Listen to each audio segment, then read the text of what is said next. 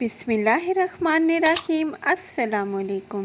Welcome back to my channel. I hope आप सब खैरियत से होंगे और बड़ी ईद को बहुत अच्छे से एंजॉय कर रहे होंगे। तो आज मैं आपके साथ शेयर करूंगी भुनी हुई ओजड़ी की रेसिपी। मैं आपके साथ शेयर करूंगी ओजड़ी को बनाने का तरीका, इसको साफ़ करने का तरीका और इसकी बदबू को ख़त्म करने का तरीका।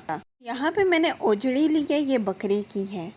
आइए सबसे पहले ओजड़ी को हम साफ़ करते हैं। तो पानी को मैंने यहाँ पे फ्लेम पे रख दिया, हम इसको तेज़ गरम करेंगे। तो यहाँ पे देखें बॉइल्स आना स्टार्ट हो गए हैं। अब मैं ओजड़ी को इसमें इस तरह से गर्म पानी में डिप करूँगी। आपने एटलीस्ट 3 टाइम इसको करना है। फिर आपने छुरी की हेल्प से इसको इस तरह से, जिस तरह से मैं कर रही हूँ, साफ़ करना है। जब हम ओजड़ी को गर्म पानी में डालेंगे तो जो इसका बुर है वो बहुत ही नरम हो जाएगा और आसानी से छुरी की हेल्प से उतर जाएगा। तो यहाँ पे मैंने ओजड़ी को बिल्कुल साफ़ कर लिया। देखें माशाल्लाह से ये कितनी नीट एंड क्लीन लग रही है। तो आइए इसकी कटिंग करते हैं। तो ओजड़ी को हमने छोटे छोटे पीसेस में काट लिया है। पीसेस का साइज़ तकरीबन इतना सा होना चाहिए जितना मैंने काटा है। तो आइए चलते हैं, अब इसकी कुकिंग की तरफ चलते हैं। तो यहाँ पे मैंने प्रेशर कुकर लिया है, इसके अंदर मैं डालने लगी हूँ ओजड़ी। बिस्मिल्लाहिर्रहमानिर्रहीम।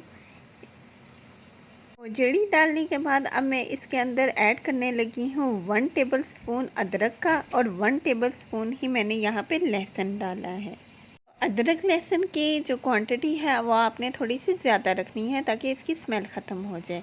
इसके अलावा मैंने 2 मीडियम साइज़ की चॉप्ड अनियन डाली है, यानी कि प्याज, और 2 ही मैं यहाँ पे चॉप्ड टमाटर ले रही हूँ।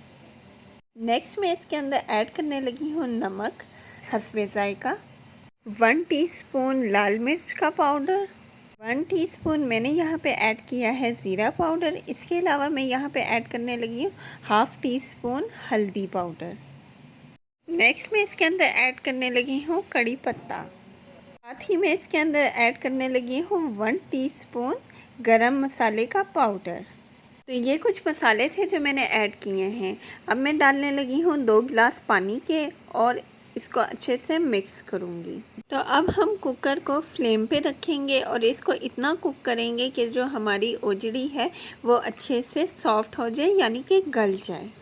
तो माशाल्लाह से यहाँ पे हमारी जो ओजड़ी है वो अच्छे से सॉफ्ट हो गई और मैंने उसको कढ़ाई में डाल दिया है।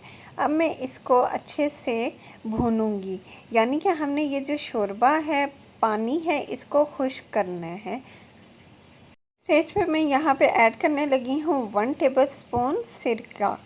सिरका डालने से ये होगा कि जो ओजड़ी है उसमें स्मेल नहीं आएगी। और अब इसको अच्छे से हम मिक्स करेंगे।